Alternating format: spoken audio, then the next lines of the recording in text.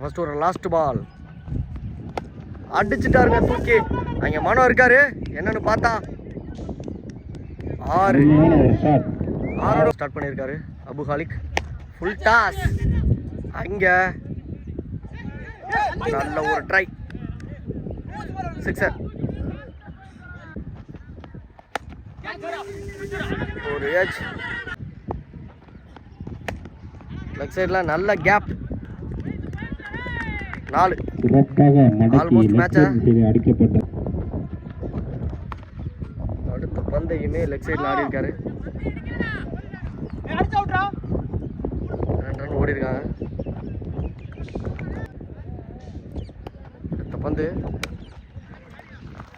Third மேனில், கண்டிப்பாக இது 4 மேனே இல்லை. பால் நின்றுமா இருக்காரு மேட்சா சரவணன். நல்ல ஒரு பேட்டிங், பேட்டப் மேன்.